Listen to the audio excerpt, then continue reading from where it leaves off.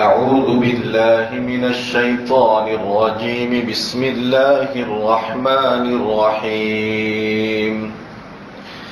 والليل إذا يغشى والنهار إذا تجلى وما خلق الذكر والأنثى إن سعيكم لشتى فأما من أعطى واتقى وصدق بالحسنى فسنيسره لليسرى وأما من بخل واستغنى وكذب بالحسنى فسنيسره للعسرى وما يغني عنه ماله إذا تردى إن علينا للهدى وإن لنا للآخرة والأولى فأنذرتكم نارا تلظى لا يصلاها إلا الأشقى الذي كذب وتولى وسيجنبها الأتقى الذي يؤتي ماله يتزكى وما لأحد عنده من نعمة تجزى إلا ابتغاء وجه ربه الأعلى ولسوف يرضى. صدق اللہ العظیم. شروع اللہ کے نام سے جو بڑا مہربان اور نہایت ہی رحم کرنے والا ہے. قسم ہے رات کی جب کہ وہ چھا جائے،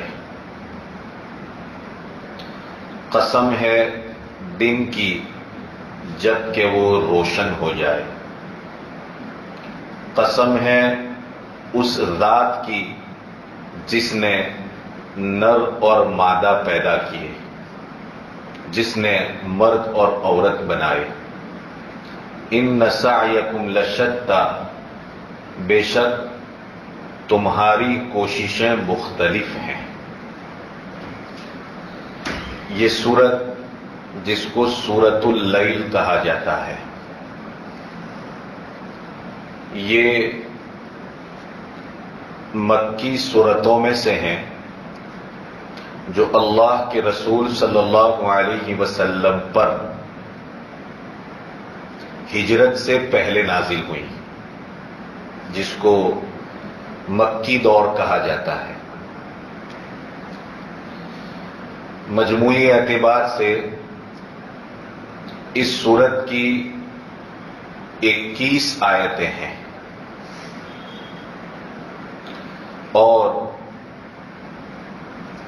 امام رازی رحمۃ اللہ علیہ کے بقول یہ سورت جس کو سورۃ اللیل کہتے ہیں، یہ سورہ ابو بکر صدیق ہے.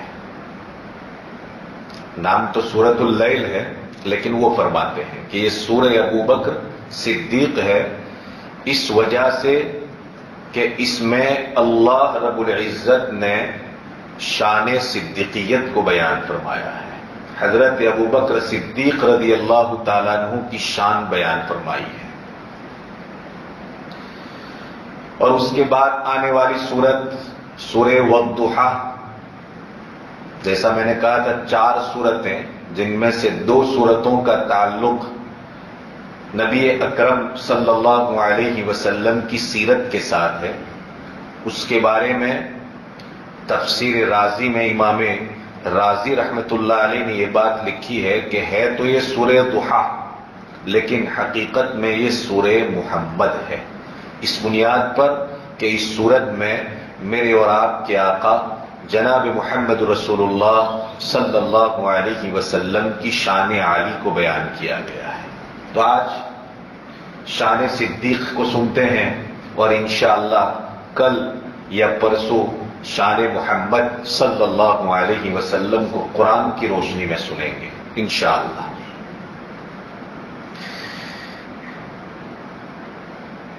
اللہ رب العزت نے اس مقام پر بھی 3 قسمیں کھائی. پہلی قسم تو رات کی کھائی میں تفصیل کر چکا ہوں، اس لیے اب زیادہ اس پر روشنی ڈالنا نہیں چاہتا، بس اتنا کہ رات کی قسم کھائی اور فرمایا کہ قسم ہے رات کی جب کہ وہ چھا جائے، ایسی رات کی قسم کہ جو اپنی تاریکی اور اندھیری کو ہر چیز کے اوپر ڈانپ لیتی ہے، جس کی تاریکی اور اندھیری کے پردے ہر چیز کے اوپر پڑ جاتے ہیں۔ اسی طرح دن کی قسم کھائی اور کہا کہ دن کی قسم جب کہ پورا دن روشن ہو جاتا ہے اور ہر چیز کو، پوری کائنات کو منور کر دیتا ہے، یہ دن پوری کائنات کو روشن کر دیتا ہے، کائنات کی ایک ایک چیز روشن اور منور ہو جاتی ہے۔ پھر فرمایا وما خلق الذکر والانثى، ماں کا ایک مفہوم اور معنی ہوتا ہے اپنے مصدر کے اعتبار سے کہ اور اس چیز کی جس کو کہ اس نے پیدا کیا، یعنی نر اور مادہ کو پیدا کیا، اور دوسرا معنی ہے یہاں پر ماں کا، اور اس ذات کی قسم کہ جس نے نر اور مادہ پیدا کیے۔ کس نے پیدا کیے؟ اللہ نے۔ وہ اللہ نے ایک جانب میں رات کی قسم بھی کھائی، دوسری جانب میں دن کی قسم کھائی، اور تیسری جانب میں فرمایا اپنی ذات کی قسم کھائی، اور خاص طور پر نر اور مادہ کی تخلیق اور اس کے کریشن کا ذکر کرنے کے بعد ایک ٹھوس بات بیان فرما رہے ہیں کہ ان سعیکم لشتی، یقیناً اے انسانوں تمہاری کوششیں الگ الگ ہیں۔ میں اس بات کو ذرا کھول کر بیان کرنا چاہتا ہوں، ان سعیکم لشتی کیسے؟ رات الگ ہے، دن الگ ہے، رات کا نتیجہ الگ، دن کا نتیجہ الگ۔ جس طرح رات اور دن کے نتیجے الگ الگ ہیں، اس کے ریزلٹ الگ الگ ہیں، ایسے ہی اے انسان تیری کوششیں بھی الگ الگ ہیں، اور تیری کوششوں پر ملنے والا نتیجہ اور بدلہ بھی کیسا ہے؟ الگ الگ۔ تو جیسی کوشش کرے گا ویسا بدلہ پائے گا۔ ان سعیکم لشتی، بڑا عجیب قرآن کا انداز ہے یہاں پر بھی۔ اسی طرح نر اور مادہ، وما خلق الذکر والانثى، ذکر نر کو کہتے ہیں اور انثى مادہ کو کہتے ہیں، استری لنگ پروشی لنگ، جو میل فیمیل کہا جاتا ہے، یہ دونوں الگ الگ ہیں اور دونوں کی خاصیتیں بھی الگ الگ ہیں۔ نر کی خاصیت الگ ہے اور مادہ کی خاصیت الگ ہے۔ جس طرح مرد اور عورت، نر اور مادہ کی الگ الگ خاصیتیں اور خصوصیتیں ہیں، اسی طرح انسان کے اعمال کی بھی الگ الگ خاصیتیں اور الگ الگ خصوصیتیں ہیں۔ ہر انسان کا عمل ہوتا ہے، اس کی ایک خاصیت ہوتی ہے، مرد کی ایک خاصیت ہے، عورت کی ایک خاصیت ہے، انسان کے عمل کی بھی الگ الگ خاصیتیں ہیں۔ اللہ رب العزت اس مقام پر انسان کو توجہ دلا رہے ہیں کہ ان سعیکم لشتی، یقیناً تیری کوشش الگ الگ ہے۔ ہر دن انسان دیکھیں صبح سے محنت، مشقت، جہد، کوششیں، میں کہتا ہوں کہ انسان کا یہ تو مقدر ہے۔ قرآن نے اس بات کو ایک اور سورت میں بیان فرمایا، سورہ بلد میں، کہ لقد خلقنا الانسان فی کبد، ہم نے انسان کو پیدا ہی محنت اور مشقت میں کیا۔ اس کا کام ہی کیا ہے؟ محنت کرنا، مشقت اٹھانا۔ کوئی چیز بھی آسانی کے ساتھ انسان کو نہیں ملے گی۔ دنیا میں ایک روٹی بھی اگر کھانی ہے انسان کو تو اس کے لیے کیا کرنی ہے؟ محنت کرنی ہے۔ راحت کی زندگی اگر گزارنی ہے تو محنت کرنی ہے۔ یہ تاجروں کی جماعت اس وقت بیٹھی ہوئی ہے جو اپنے گھروں کو چھوڑ کر کے یہاں پر، یہ کیا ہے؟ محنت، مشقت۔ یہ انسان کی فطرت میں ڈال دیا ہے اللہ تبارک و تعالی، اس کا نیچر ہے یہ۔ کیا ہے؟ قرآن نے اس منظر کو بیان فرمایا، لقد خلقنا الانسان فی کبد، ہم نے انسان کو پیدا ہی کس میں کیا ہے؟ محنت اور مشقت کے اندر پیدا کیا ہے. یہ انسان کے لیے ہے, یہ اس کو کرنا ہی کرنا ہے. اس کے بغیر نہ وہ دنیا میں کامیاب ہو سکتا ہے نہ آخرت میں کامیاب ہو سکتا ہے. دنیا کی کامیابی کے لیے بھی اس کو محنت کرنی ہے اور آخرت کی کامیابی کے لیے بھی اس کو محنت کرنی ہے. یہ دستور اور یہ اصول ہے, نیچر ہے یہ, کہ بغیر محنت و مشقت کے انسان کبھی بھی کامیاب نہیں ہو سکتا. یہاں تک کہ نبوت نے بھی اپنے مشن میں محنت کی تو نبوت اپنے مشن میں کامیاب ہوئی. اگر بغیر محنت و مشقت کے کسی کو کامیاب بننے کا حق تھا تو کس کو تھا؟ نبی کو. کیونکہ خدا کی ذات کے بعد اگر کسی کا مقام اور کسی کا مرتبہ ہے تو نبوت کا مقام اور مرتبہ ہے. اس مرتبے پر کوئی پہنچ نہیں سکتا. خدا کی ذات کے بعد اگر کسی کا مقام اور کسی کا مرتبہ ہے تو کس کا ہے؟ بولو. نبی کا ہے, نبوت کا ہے, رسول کا ہے, پیغمبر کا ہے صلی اللہ علیہ وسلم.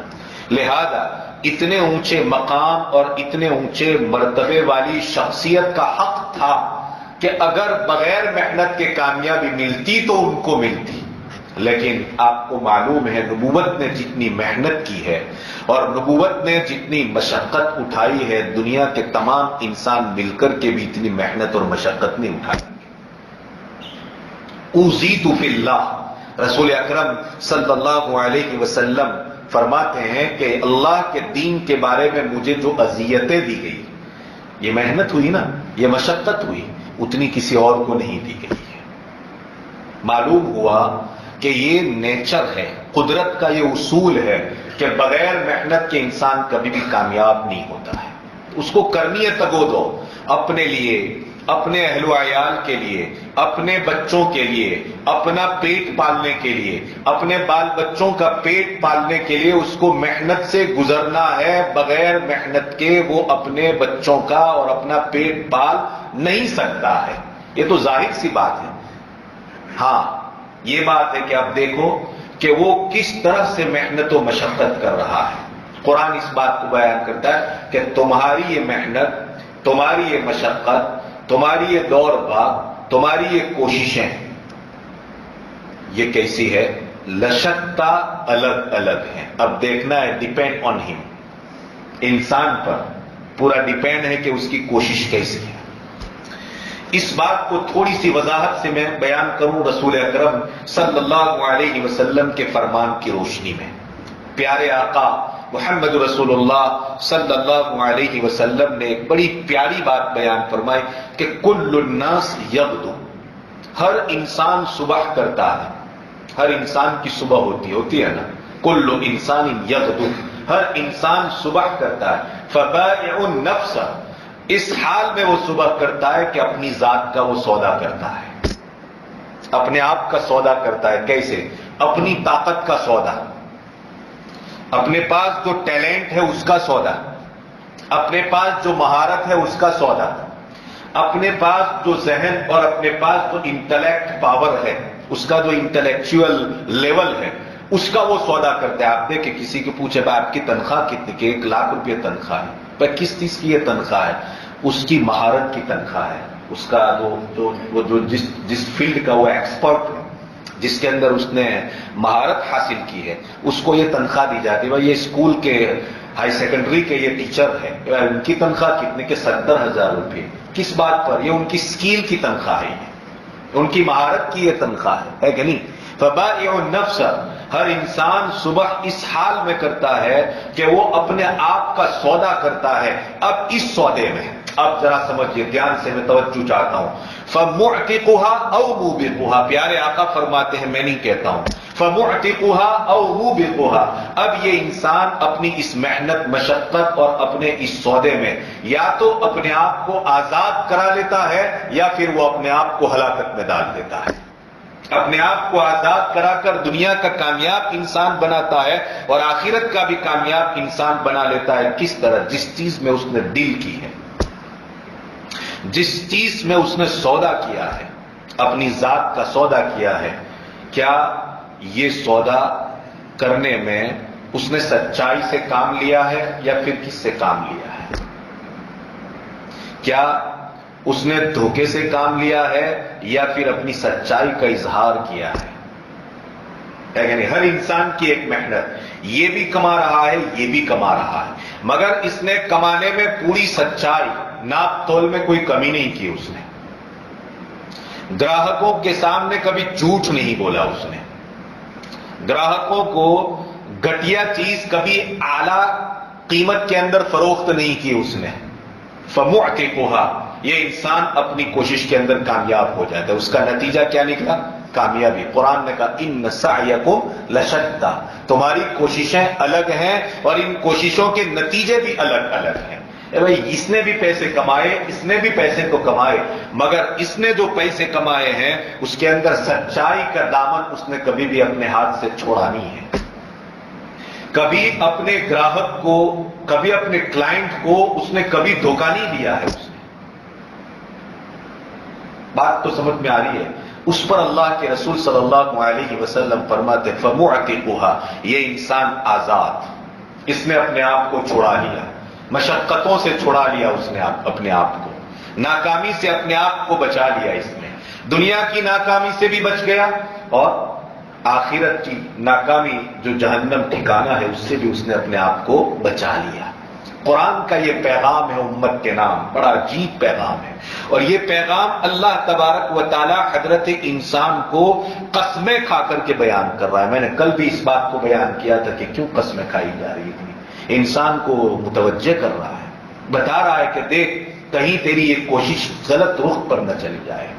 بعض مفسرین نے اس مقام پر تفسیر کے ان سعیکم لشتیٰ کا ایک مفہوم بیان کیا کہ کوشش الگ الگ ہے، اس کا مطلب یہ ہے کہ کسی نے اپنی کوشش کے ذریعے توحید و رسالت کو اپنا لیا تو کسی نے توحید و رسالت کو چھوڑ دیا۔ ابو بکر صدیق، عمر ابن خطاب، عثمان ابن عفان، علی ابن ابی طالب کیا ہے؟ کامیاب ہو گئے اس بنیاد پر کہ انہوں نے کوشش کے ذریعے ایمان قبول کر لیا، رسول اکرم صلی اللہ علیہ وسلم کی رسالت کو مان لیا۔ ان سعیکم لشتیٰ۔ دوسری جانب ابو جہل اینڈ کمپنی، عتبہ، ابو لہب، امیہ ابن خلف، آپ دیکھیں پوری ایک لائن، کیا ہوا؟ انہوں نے بھی کوششیں کی، مگر کیسی کوشش کی انہوں نے کہ توحید و رسالت کے علاوہ کی کوشش کی، انہوں نے کفر و شرک کو اختیار کیا۔ ایک عمل یہ بھی ہے، ایک عمل یہ بھی ہے، ایک ایمان والا عمل ہے اور ایک کفر و شرک والا عمل ہے۔ ان سعیکم لشتیٰ، ایمان کا نتیجہ سیدھے جنت ہے اور کفر اور شرک کا نتیجہ سیدھے جہنم ہے۔ اللہ میری اور آپ کی حفاظت فرمائے۔ ان سعیکم لشتیٰ، بڑا عجیب مضمون ہے قرآن مقدس کا یہ۔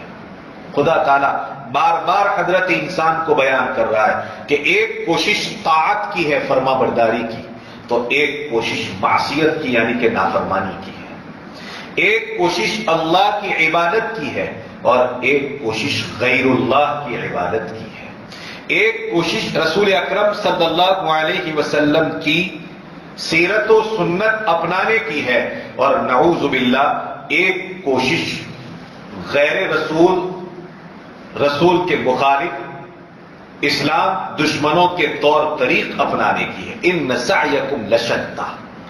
اس کے بعد میں مختصر کرتے ہوئے اپنی بات کو آگے بڑھاتا ہوں۔ ان سعیکم لشتیٰ، میں نے وعدہ کیا تھا کہ زیادہ سے زیادہ صورتیں سناؤں گا آپ لوگوں کو انشاءاللہ، اگر اللہ نے توفیق دی تو، ورنہ اس پر بہت کچھ کہا جا سکتا ہے۔ خیر، ان سعیکم لشتیٰ، اس کے بعد اللہ تبارک و تعالیٰ نے دو راستے بیان فرمائے۔ بہت توجہ چاہتا ہوں، دھیان سے سمجھیے اس مسئلے کو۔ دو راستے بیان فرمائے اور ہر راستے کے تین مائل سٹون بیان فرمائے، سنگ میل، مائل سٹون ہوتا ہے نا، ہر انسان کے فیلڈ کا ایک مائل سٹون ہوتا ہے کہ مجھے یہاں تک پہنچنا ہے، ایک ٹارگیٹ جو کرتا ہے اس کو مائل سٹون کہتے ہیں۔ آج کے بچے سے پوچھیں گے تمہارا مائل سٹون کیا ہے، وہ یہی کہے گا کہ IELTS پاس کر لو، ہے کہ نہیں؟ اور اس وقت کیرل پر ویزا مل رہی ہے، او میں 25 لاکھ روپے خرچ کر کے انگلینڈ چلا جاؤں، یہ اس کا مائل سٹون ہے۔ اور اس مائل سٹون کو پانے کے لیے مائلسٹون انگلینڈ ہے اور اس کو پانے کے لیے اس کو IELTS کرنا ہے، اس میں اس کا جو لیول ہے وہ حاصل کرنا ہے، اس کے بعد ویزا کے سسٹم کے لیے کورس لیٹر کی اس کو ضرورت ہے، اور پھر اس کے بعد وہ اپنے مائلسٹون تک پہنچتا ہے۔ اللہ تبارک و تعالیٰ نے آنے والی آیات میں 2 راستے بیان فرمائے اور ہر راستے کے 3 مائلسٹون بیان فرمائے کہ ایک راستہ یہ ہے، اس کو پانے کا مائلسٹون یہ ہے، اس کو پانے کے لیے 3 صفتیں تم اپنے اندر پیدا کرو، اور ایک دوسرا راستہ ہے یہاں تک پہنچنا ہے تو یہ 3 صفتیں اگر ہوگی تو یہ اس راستے پر جائیں گے، اور یہ 3 صفتیں ہوں گی تو اس راستے کے اوپر جائیں گے۔ قرآن بہت عجیب انداز سے گفتگو کرتا ہے، میں بار بار اس بات کو کہہ رہا ہوں۔ کیا کہہ رہا ہے؟ فَأَمَّا مَنْ أَعْطَى وَاتَّقَى وَصَدَّقَ بِالْحُسْنَى فَسَنُيَسِّرُهُ لِلْيُسْرَى۔ 3 باتیں۔ پہلا راستہ ہے فَأَمَّا مَنْ أَعْطَى، بہرحال وہ انسان جس نے کہ دیا، وَاتَّقَى اور تقوی اختیار کیا، وَصَدَّقَ بِالْحُسْنَى اور سب سے اچھی بات کی تصدیق کی، اللہ کہتے ہیں اس کو فَسَنُيَسِّرُهُ لِلْيُسْرَى، ہم آسان ترین راحت والی منزل اس کے لیے آسان کر دیں گے۔ فَسَنُيَسِّرُهُ لِلْيُسْرَى، راحت والی منزل ہم اس کے لیے آسان کر دیں گے۔ اب انہی 3 باتوں کو میں ذرا کھول کر بیان کروں آپ کے سامنے۔ فَأَمَّا مَنْ أَعْطَى، اعطا عربی زبان کا یہ ورڈ ہے اور اس کے معنی آتے ہیں اللہ کے راستے میں مال کو خرچ کرنا۔ پہلی صفت، پہلا مائلسٹون، اللہ کے راستے میں مال کو خرچ کرنا۔ ہمارے پاس کوئی مسکین آ گیا، ہمارے پاس کوئی فقیر آ گیا، کوئی ضرورت مند آ گیا، کوئی یتیم آ گیا، کوئی بیوہ، اور اس طرح کا کوئی وہ انسان کے جو قید خانوں میں ہے اور اس کو اپنے آپ کو آزاد کرانے کے لیے مال کی ضرورت ہے، فرماتے ہیں فَأَمَّا مَنْ أَعْطَى، بہرحال وہ انسان جس نے راہ خدا میں مال کو خرچ کیا۔ اس مضمون کو قرآن نے ایک جگہ پر بیان فرمایا، 4 پارے میں، لَن تَنَالُوا الْبِرَّ حَتَّى تُنْفِقُوا مِمَّا تُحِبُّونَ، تم کبھی بھی نیک بن نہیں سکتے جب تک کہ تم اپنی محبوب چیز کو راہ خدا میں خرچ نہ کرو، اپنی محبوب چیز کو راہ خدا میں خرچ نہ کرو۔ اسی لیے اس سورت کو سیرت صدیق کیا کہا؟ سورہ ابو بکر صدیق کہا۔ اب بتاؤں میں کہ کیا ہے فَأَمَّا مَنْ أَعْطَى؟ ان آیتوں کا مصداق کون ہے؟ تمام مفسرین کا اس بات پر اتفاق ہے کہ یہ جو آیتیں ہیں ان آیتوں میں اعطاء، تصدیق اور تقوی، یہ 3 باتیں بدرجے کمال، مکمل، پرفیکٹ طور پر اگر کسی کے اندر تھی تو وہ کون تھے؟ بولو، نبی کے بعد صدیق اکبر رضی اللہ تعالیٰ عنہ تھے۔ ایک بات کو میں اوتھینٹک آپ کے سامنے پیش کرنا چاہتا ہوں۔ صدیق اکبر رضی اللہ تعالیٰ عنہ نے، آپ کو معلوم ہونا چاہیے کہ حضرت صدیق اکبر رضی اللہ تعالیٰ عنہ کے پاس اسلام سے پہلے بھی ایک پروفیشنز تھا۔ میں بتاؤں آپ کو، لوگ کیا مولوی ملا جب بات آتی ہے تو کہ بھائی ان کے پاس اس کے علاوہ کچھ نہیں ہے۔ معاف کریں، صدیق اکبر رضی اللہ تعالیٰ عنہ کا ایک پروفیشن یہ تھا کہ دور جاہلیت میں، ان دا ڈارک ایج، دور جاہلیت جس کو کہا جاتا ہے، کلیوگ جس کو کہہ سکتے ہیں آپ، اس زمانے میں جب معاشرے کے اندر کسی کا قتل ہو جاتا تھا، معاشرے میں جب کسی کا قتل ہو جاتا تھا تو اب قاتل کا پتہ نہ چلے یا قاتل کا پتہ چل بھی جائے تو اب یا تو اس کو قصاص میں قتل کریں یا پھر جس کو قتل کر دیا گیا ہے اس کے خون کے بدلے کے طور پر کتنا مال دیا جائے۔ صدیق اکبر رضی اللہ تعالیٰ عنہ کے پاس یہ صلاحیت تھی اور معاشرے میں صدیق اکبر کو یہ مقام اور مرتبہ حاصل تھا کہ لوگ ان کے پاس جا کر کے اس بات کو طے کراتے تھے کہ فلانے نے فلانے کو قتل کر دیا ہے، اب اس کے قتل کا جرمانہ کتنا دیا جائے، یہ بات کون طے کرتا تھا؟ صدیق اکبر رضی اللہ تعالیٰ عنہ طے کرتے تھے، اور مالدار تھے صدیق اکبر رضی اللہ، مردوں میں حضرت صدیق اکبر کے پاس مال تھا، اچھے خاندان سے ان کا تعلق تھا۔ معاشرے کے اندر ان کا ایک مقام تھا، سوسائٹی میں ایک بہت ہی اسٹیٹس اور اچھے لیول کے تھے، بڑے اچھے اور کہا جائے کہ کردار کے مالک تھے، اور ہر ایک کا صدیق اکبر رضی اللہ تعالیٰ عنہ کے بارے میں بڑا اچھا گمان تھا. وہ کوئی کیریکٹر لیس انسان نہیں تھے، ویل کیریکٹر انسان تھے حضرت صدیق اکبر رضی اللہ تعالیٰ عنہ. فرماتے ہیں کہ اسلام کے زمانے میں جب اسلام آیا تو شروعات میں اسلام لانے والوں میں جہاں آزاد لوگ تھے چند، وہاں کچھ غلام بھی تھے. غلاموں نے اسلام قبول کیا، اور وہ غلام تھے تو کن کے تھے؟ کافروں اور مشرکوں کے تھے. جیسے حضرت بلال رضی اللہ تعالیٰ عنہ کس کے غلام تھے؟ امیہ ابن خلف کے غلام تھے. امیہ ابن خلف بڑا کٹر کافر اور مشرک، بخیل بھی تھا، بڑا کہا جائے تو اپنے آپ میں بزدل بھی تھا. ابو لہب وغیرہ وغیرہ یہ سب لوگ ان کی غلامی میں یہ لوگ تھے، اور اسلام لانے کی بنیاد پر یہ لوگ اپنے غلاموں کو بہت ہی زیادہ تنگ کرتے تھے. چنانچہ واقعات آپ نے سنے ہوں گے کہ حضرت بلال رضی اللہ تعالیٰ عنہ کو امیہ ابن خلف مکۃ المکرمہ کی تپتی ہوئی ریت کے اوپر اور گرم گرم پتھروں کے اوپر لٹا کر کے ان کو اذیتیں اور تکلیفیں پہنچایا کرتا تھا. صدیق اس منظر کو دیکھتے تھے تو ان سے رہا نہیں جاتا تھا. حضرت صدیق اکبر رضی اللہ تعالیٰ عنہ سے یہ ان کو کفر اور شرک کے اوپر مجبور کرتے تھے. اور بلال تھے کہ احد احد، اللہ ایک ہے، اللہ ایک ہے، اللہ ایک ہے. صدیق کو بلال کی یاد اتنی پسند تھی کہ امیہ ابن خلف سے جا کر کے کہہ دیا کہ بول. بلال حالانکہ کالے کلوٹے غلام تھے، کالے تھے، ہونٹ موٹے موٹے تھے، پھر حبشی تھے، حبش کے کوئی اتنے اونچے شریف خاندان کے فرد بھی نہیں تھے. گویا سماج اور سوسائٹی میں اگر دیکھا جائے تو ان کا کوئی مقام اور مرتبہ بھی نہیں تھا، کہ گویا وہ اتنے قیمتی غلام بھی نہیں تھے کہ بہت زیادہ قیمت دے کر کے ان کو خریدا جائے. لیکن امیہ ابن خلف سے ڈیل ہو رہی ہے صدیق اکبر رضی اللہ تعالیٰ عنہ کی. اما من اعطا سمجھاتا ہوں میں آپ لوگوں کو. کہا بولو کتنا کے اتنا کہ نہیں، اتنا بھی نہیں، اتنا کہ اتنا بھی نہیں، اتنے مال میں صدیق اکبر رضی اللہ تعالیٰ عنہ نے حضرت بلال جیسے ظاہری اعتبار سے کم تر سمجھے جانے والے غلام کو اتنی بڑی بھرکم رقم دے کر کے صدیق اکبر نے ان کو خرید کر کے آزاد کیا تھا کہ خود امیہ ابن خلف بھی حیران رہ گیا تھا کہ اتنے معمولی انسان کی صدیق نے اتنی بڑی قیمت ادا کر دی. فَأَمَّا مَنْ أَعْطَى، صدیق ان میں تھے کہ جنہوں نے راہ خدا میں یہ مال خرچ کیا. یہ ایک غلام کی بات نہیں ہے. خود حضرت بلال رضی اللہ تعالیٰ عنہ کو اتنی موٹی اور بڑی بھرکم قیمت دے کر کے صدیق اکبر نے خریدا تھا کہ ان کے والد حضرت ابو قحافہ رضی اللہ تعالیٰ عنہ جو ابھی مسلمان نہیں ہوئے تھے، فتح مکہ کے بعد مسلمان ہوئے.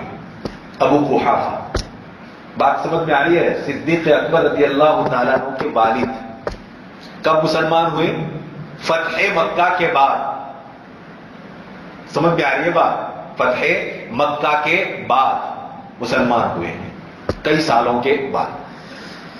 انہوں نے اس موقع پر جب اسلام نہیں قبول کیا تھا اپنے بیٹے سے اس بات کا گلہ اور شکوہ کیا تھا کہ کیا تم نے اتنے کمزور غلام کے لیے اتنی بڑی رقم خرچ کر دی؟ اگر کوئی طاقتور غلام کے لیے تم اتنی رقم خرچ کرتے تو کچھ سمجھ میں آتا. جیسے کہتے ہیں اتنی معمولی چیز کو تم نے خریدنے میں اتنے سارے پیسے دے دیے. اتنے پیسوں سے تو بہت اچھی چیز، آپ بہت سٹینڈرڈ لیول کی چیز آپ لا سکتے ہیں. بولتے ہیں اس طرح سے. یہاں بھی یہ گلا تھا، لیکن صدیق کی نظر میں راہ خدا میں مال کو خرچ کرنے کا جو جذبہ تھا اس کو کون سمجھ سکتا تھا؟ وہ کسی کی سمجھ میں نہیں آ رہا تھا. ایک نہیں، صدیق نے کئی غلام اور کئی باندیوں کو خرید کر کے راہ خدا میں آزاد کر دیا. یہ نہیں تھا کہ خرید کر پھر اپنا غلام بنایا. جگر گردے کی بات ہے. ایک تو ہے کہ ایک آدمی کو خرید کر لانے اس لیے تاکہ پھر اپنے گھر پر ان سے خدمت لی جائے, لیکن یہاں تو یہ ہے کہ بڑی برکم رقم دے کر کے غلاموں کو خریدا جا رہا ہے اور ان غلاموں کو راہ خدا میں آزاد کیا جاتا ہے. جاؤ اب تمہارے اوپر خدا کی ذات کے علاوہ کسی کا بس نہیں چلے گا, تم آزاد ہو, تم طلقاء. یہ مال ہے جناب, اس کو مال کہتے ہیں, اور اگر اس کے علاوہ میں خرچ ہوتا ہے تو مال نہیں ہے, وہ وبال ہے.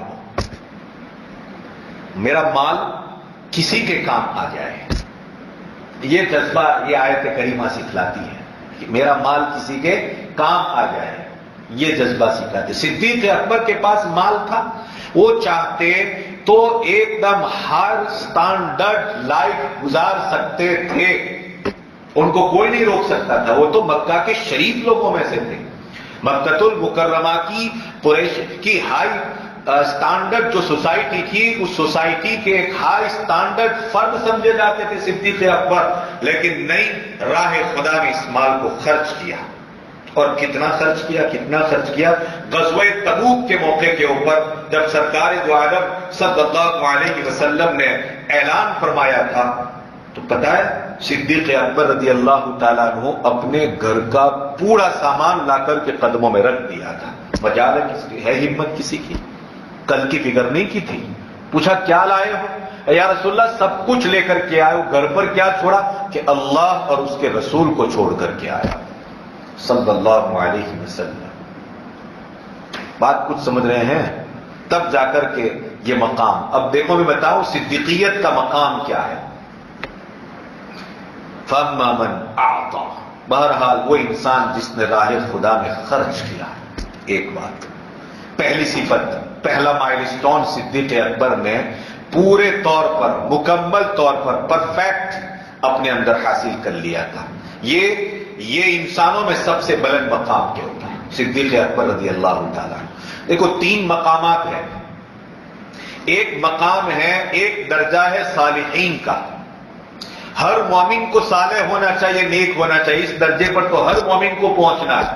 کوئی بھی مومن ایسا نہیں ہوگا کہ جو صالح نہ ہو. صالح یعنی کیا؟ نیک.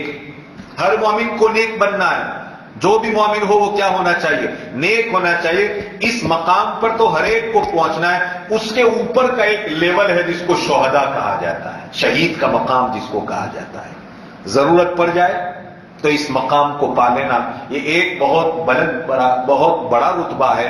آپ نے فضیلت پڑھی, سرکار دو عالم صلی اللہ علیہ وسلم فرماتے ہیں کہ شہید کے خون کا قطرہ زمین پر گرنے سے پہلے اللہ تبارک و تعالیٰ اس کی مغفرت فرما دیتے ہیں.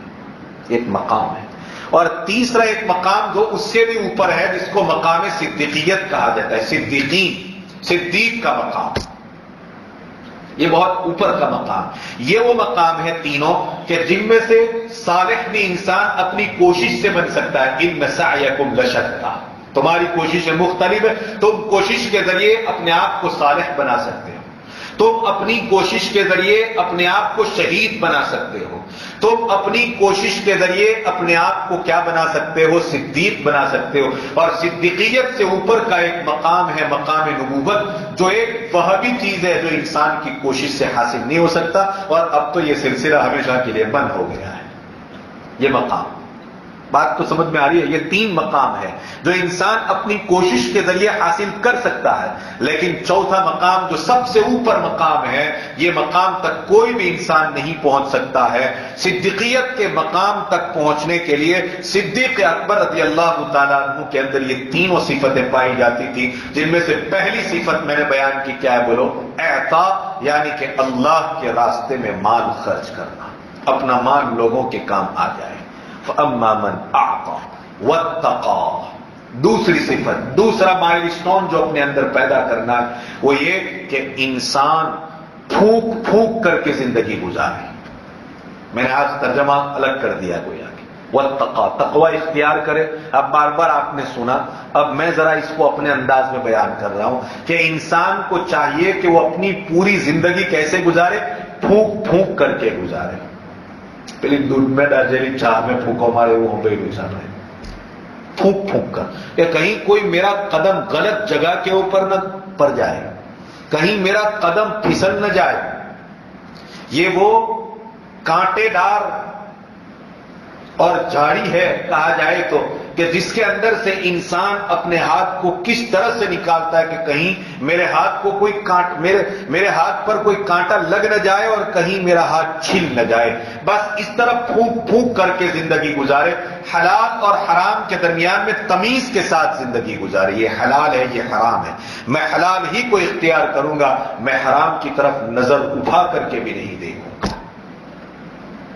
بھوکا رہنا پڑے تو بھوکا رہوں گا، میری لاڑی اور گلے کا مال اگر سڑ جائے تو سڑ جائے، مگر میں جھوٹ بول کر کے اپنے گراہک کو فروخت نہیں کروں گا.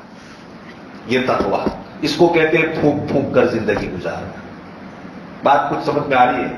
کچھ بھی ہو جائے، یہ آدمی مجھے برا بھلا کہے نہ کہے، لیکن میں جو بات ہے وہ سچی ہی بیان کروں گا، میں اس کے ڈر سے جھوٹ نہیں بولوں گا. اس کو کہتے ہیں تقویٰ، پھونک پھونک کر کے زندگی گزارنا. ورنہ انسان زندگی گزارتا ہے، یہ زندگی گزاری جائے اس طرح پھونک پھونک کر کہ کہیں کسی کے جذبات کو میری وجہ سے ٹھیس نہ پہنچے. اس کو کہتے ہیں واتقا. صدیق نے اس طرح زندگی گزاری، پھونک پھونک کر کے زندگی گزاری. کہیں میری وجہ سے کسی کی عزت اور کسی کا احترام ملیا بیٹ نہ ہو جائے، میری زبان چلے اور کوئی بے عزت ہو جائے. یہ ہوتی ہے پھونک پھونک کر کے زندگی گزارنا. فَأَمَّا مَنْ أَعْطَى وَاتَّقَى. بہرحال وہ انسان جس نے راہ خدا میں خرچ کیا، عطا کیا، اللہ کا دیا ہوا مال دے دیا، وَاتَّقَى اور تقوی والی زندگی گزاری، حلال اور حرام کے درمیان میں تمیز رکھی، سچائی اور جھوٹ کے درمیان میں تمیز رکھی، کسی سے وفا اور کسی سے بے وفائی کے درمیان میں تمیز رکھی، غداری کیا ہے اور کسی کے ساتھ حسن سلوک کیا ہے اس کے درمیان میں تمیز رکھی. کہا جاتا ہے اس کو کہتے ہیں واتقا. اور تیسرے نمبر پر وصدق بالحسنى، سب سے اچھی جو بات پیا ہے اس کی تصدیق کر لے. اور سب سے اچھی بات کیا ہے بتاؤ؟ چلو باتوں میں سب سے اچھی بات لا الہ الا اللہ، سب سے اچھی بات. وصدق بالحسنى. پیارے آقا جناب محمد رسول اللہ صلی اللہ علیہ وسلم فرماتے ہیں میں نے لا الہ الا اللہ کا یہ کلمہ کئیوں کے سامنے پیش کیا اور انہوں نے قبول بھی کیا، مگر پیش کرنے کے بعد انہوں نے اس کلمے کو قبول کرنے میں تھوڑا سا وقت لیا، تھوڑا سا توقف کیا. لیکن صدیق اکبر رضی اللہ تعالیٰ عنہ ایک ایسے فرد ہے کہ میں نے جیسے ہی لا الہ الا اللہ ان کے سامنے پیش کیا، فوراً بلا کسی توقف اور بلا کسی انتظار اور بغیر کچھ سوچے سمجھے گویا کہ صدیق اکبر رضی اللہ تعالیٰ عنہ نے محمد کا پیش کیا ہوا کلمہ دل و جان سے قبول کر لیا اور اس کو تصدیق کر لیا. اسی بنیاد پر صدیق کو صدیق کہا جاتا ہے. صدیق کے معنی یہ سچ مان لینے والا. وصدق بالحسنى، سب سے اچھی بات کی تصدیق کرنے والا، سب سے اچھی بات. اور یہی سب سے اچھی بات ہے لا الہ الا اللہ. ہمارے سامنے جب بھی کوئی اچھی بات آوے اور ہمارا دل یہ کہے کہ یہ بات اچھی ہے تو فوراً اس کی تصدیق کر لو، اس لیے کہ یہ کام صدیقین کا ہے، یہ کسی اور کا نہیں ہے. بہت اونچا مقام ہے یہ تو صدیق. فوراً قبول کر لو. بات مفسرین نے اس مقام پر وصدق بالحسنى کی تفسیر میں ایک اور بات بیان فرمائی ہے کہ وصدق بالحسنى سے مراد وہ اعمال ہے جو اعمال انسان کو جنت تک پہنچاتے ہیں. وصدق بالحسنى یعنی ایسے اعمال کو اس نے مان لیا کہ جو اعمال اس کو جنت تک پہنچا دیتے ہیں، تصدیق کر لی، یا جنت کی تصدیق کر لی اور جنت کی نعمت کی تصدیق کر لی. جنت کے بارے میں اللہ کے رسول صلی اللہ علیہ وسلم نے اور اللہ تبارک و تعالیٰ نے جو وعدے کیے ہیں ان وعدوں کو سچ مان لیا. تصدیق کرنا یعنی کہ سچ مان لینا. وصدق بالحسنى، یہ تین مائل سٹون، یہ تین صفتیں جس کسی کے اندر بھی پائی جائے، جس درجے کی پائی جائے، آپ سمجھئے کہ وہ اسی درجے کا اللہ کے یہاں اجر پائے گا. صدیق اکبر رضی اللہ تعالیٰ عنہ میں بدرجہ کمال اور بدرجہ تمام، جس کو میں نے آپ کی زبان میں ظاہر کیا، پرفیکٹ طریقے پر صدیق اکبر میں یہ تینوں باتیں پائی جاتی تھی. یاد رہی؟ بولو. اعطا، مال کو راہ خدا میں خرچ کرنا، نمبر 2 پھونک پھونک کر کے زندگی گزارنا، اور نمبر 3 جو بھی اچھائی ہمارے سامنے آوے اس اچھائی کو قبول کر لینا، اور سب سے پہلی اچھائی لا الہ الا اللہ، اور آخری اور انتم اچھائی یہ ہے کیا بولو جنت اور جنت کی نعمت ہے، اس کی کیا کر لینا ہے، تصدیق کر لینا۔ یہ چیز جس کے اندر پائی جائے پورے طور پر وہ مقام صدیقیت کو پالے گا۔ یہ ہم اپنی کوشش سے کر سکتے ہیں۔ ان سعیکم لشتیٰ، تمہاری کوششیں الگ الگ ہے، ایک کوشش کا ایک راستہ یہ بھی ہے کہ مال دو راہ خدا میں، تقوی اختیار کرو اور اچھائی کی کیا کرتے رہو، تصدیق کرتے رہو۔ دوسرا راستہ الگ ہے اور اس کے بھی 3 مائل سٹون ہیں، انشاءاللہ اس سلسلے میں آئندہ کل ترجمہ پھر سے کر دیتا ہوں۔ واللیل اذا یغشا، قسم ہے رات کی جب کہ وہ چھا جائے، اور قسم ہے دن کی جب کہ وہ روشن ہو جائے، اور اس ذات کی قسم جس نے نر اور مادہ پیدا کیے، یقیناً تمہاری کوششیں مختلف ہیں، بہرحال وہ شخص جس نے کہ دیا اور تقوی اختیار کیا اور اچھی سے اچھی بات کی تصدیق کی، فَسَنُيَسِّرُهُ لِلْيُسْرَى، تو ہم اس کے لیے راحت کی منزل کو آسان کر دیتے ہیں، تو ہم اس کے لیے راحت کی منزل کو آسان کر دیتے ہیں۔ بتائیے راحت کی منزل کون سی ہے؟ جنت۔ جنت اس کے لیے آسان، اور دنیا ہی سے یہ آسان ہو جاتا ہے، پھر زندگی بھی بڑی اچھی گزرتی ہے۔ اللہ تبارک و تعالی مجھے اور آپ کو اس مقام اور اس درجے تک پہنچنے کی صحیح کوشش کرنے کی توفیق نصیب فرماوے۔ شریف پر اللهم لك الحمد ولك الشكر وإليك يرجع الأمر كله، اللهم لك الحمد حمدا دائما مع دوامك، ولك الحمد حمدا خالدا مع خلودك، اللهم لا نحصي ثناء عليك أنت كما أثنيت على نفسك، اللهم صل على سيدنا محمد وعلى آل سيدنا محمد وبارك وسلم، اللهم ربنا ظلمنا أنفسنا وإن لم تغفر لنا وترحمنا لنكونن من الخاسرين، اللهم ربنا آتنا في الدنيا حسنة وفي الآخرة حسنة وقنا عذاب النار وقنا عذاب القبر وقنا عذاب الحشر وقنا عذاب الفقر وقنا عذاب الدين، واحشرنا يوم القيامة مع المتقين مع الإيمان، واحشرنا يوم القيامة مع المتقين مع الأبرار، اللهم اهدنا واهد بنا واهد الناس جميعا واجعلنا سببا لمن اهتدى۔ اے اللہ ہم سب کو ہدایت کی دولت سے مالا مال فرما، اے کریم پروردگار تیری راہ میں خرچ کرنے کی ہم سب کو توفیق عطا فرما، اے اللہ تقوی اور طہارت والی زندگی نصیب فرما، اے کریم پروردگار اچھی باتوں کی تصدیق کرنے والے بنا دے، اے اللہ ہمارے لیے جنت کے راستے آسان فرما دے، اے کریم پروردگار دنیا کو بھی ہمارے لیے اور آخرت کو بھی ہمارے لیے جنت بنا دیجئے، اے اللہ دنیا کو جنت نما بنا دیجئے اور آخرت کی نعمتوں سے ہم سب کو مالا مال فرما دیجئے، اے کریم پروردگار، اے کریم پروردگار، اے کریم پروردگار تو بڑا کریم ہے، تو بڑا رحیم ہے، ہم سب تیرے رحم و کرم کے محتاج ہیں، ہم پر کرم فرما، ہم پر رحم فرما، یہ مبارک گھڑیاں تو نے ہم کو عطا فرمائی ہے، اے اللہ ہمارے ساتھ لطف و کرم کا معاملہ فرما، ہماری دنیا بھی بنا دے، ہماری آخرت بھی بنا دے، ہماری دنیا بھی کامیاب بنا دے، آخرت بھی کامیاب بنا دے، اے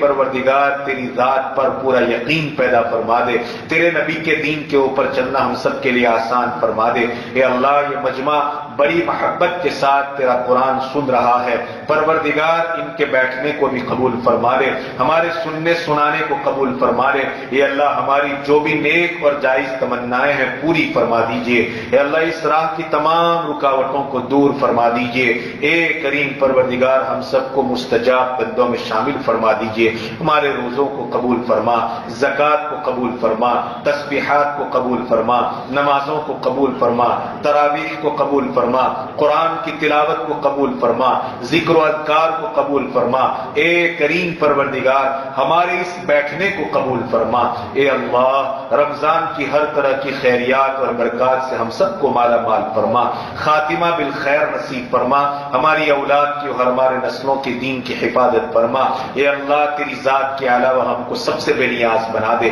پروردگار تیرے علاوہ کسی کا محتاج نہ بنا، حلال اور طیب اور پاکیزہ رزق نصیب فرما۔ فرما.